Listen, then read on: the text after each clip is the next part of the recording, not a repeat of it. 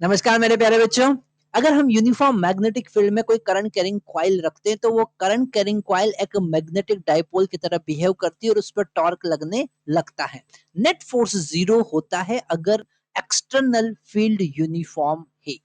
तो अगर हम टॉर्क की बात करें, जैसे हमने मैग्नेटिक फील्ड ऐसा हॉरिजॉन्टल लगा रखा है बी, और ये जो बी है ये एक्सटर्नल मैग्नेटिक फील्ड है, और इसमें अगर कोई करंट कैरिंग कॉइल हम रखते हैं, है ना, तो इसका जो मैग्नेटिक डाइपोल मोमेंट होता है एम वेक्टर, वो होता है आई इंटू ए वेक्टर, है ना। मैग्नेटिक डाइपोल मोमेंट वो एक डाइपोल की तरह बिहेव करती है, उसका नॉर्थ पोल और साउथ पोल बन जाता है ना, इलेक्ट्रोमैग्नेट।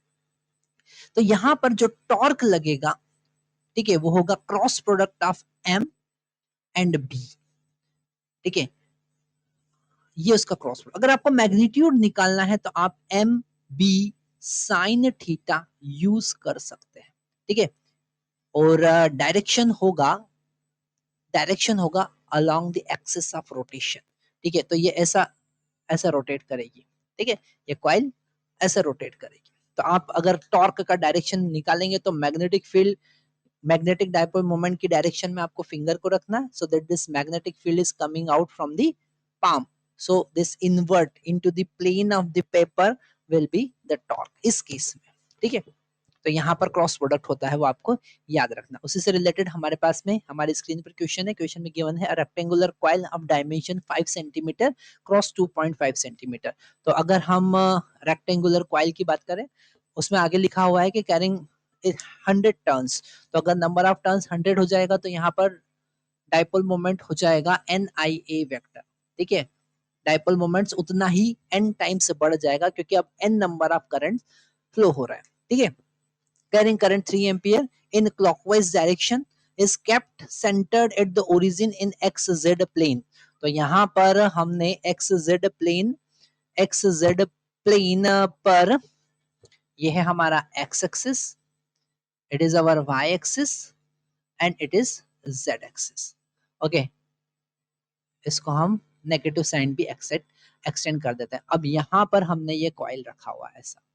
ठीक है, और ये जो ओरिजिन है इस पर इसका सेंटर है। मान लेते हैं इसका लेंथ जो है वो है 5 सेंटीमीटर और इसका विड्थ जो है वो है 2.5 सेंटीमीटर। ठीक है, तो सबसे पहले हम एरिया निकाल सकते हैं।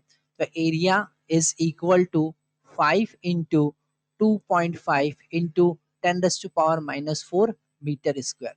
अब यहाँ पर क्वेश्चन आ सकता है माइंड में कि सर 10⁻⁴ क्यों? क्योंकि हमने सेंटीमीटर को मीटर में कन्वर्ट किया।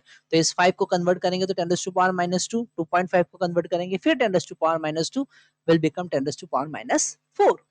तो ये हो जाएगा 12.5 इंटू 10⁻⁻⁴ मीटर स्क्वायर। ओके, तो ये हमारा एरिया आया।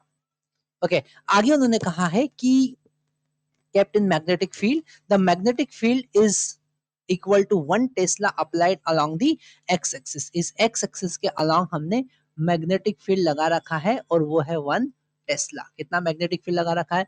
1 टेस्ला मैग्नेटिक फील्ड हमने लगा रखा है। आगे कहते हैं कि कॉइल को हमने टिल किया through 45 degree about the z axis torque. तो इस कॉइल को हमने इस z एक्सिस, ये है z एक्सिस, ये परपेंडिकुलर है z एक्सिस, और इसके अबाउट हमने 45 टिल कर दिया।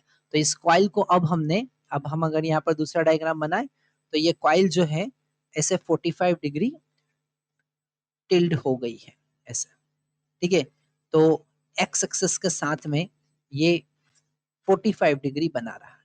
अगर हम एरिया वेक्टर की बात करें तो एरिया वेक्टर जो होगा डेफिनेटली वो भी मैग्नेटिक फील्ड के साथ में, या तो आप 135 भी बोल सकते हैं कि मैग्नेटिक फील्ड के साथ में अगर इसको ऐसा रोटेट किया तो मैग्नेटिक फील्ड के साथ में जो एंगल बनेगा वो थोड़ा सा आप ऐसा समझिए, ये है एक्स एक्सिस, ये है वाई एक्सिस और ये है कॉइल।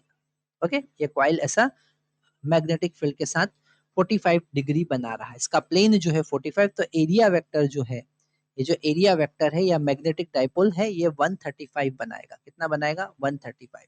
तो साइन तो सेकंड क्वाड्रेंट में है, आप 135 की बात करें या 45 की बात करें उसका वैल्यू 1/√2 ही होगा। तो हमारे फार्मूले में कोई पॉजिटिव नेगेटिव नहीं आएगा। ठीक है, पॉजिटिव ही होगा। टॉर्क का फार्मूला हम लगाएंगे एम बी साइन थीटा, या फिर हम लिखेंगे NIAB साइन 135 डिग्री, और ये प्लस 1/√2 ही होता है।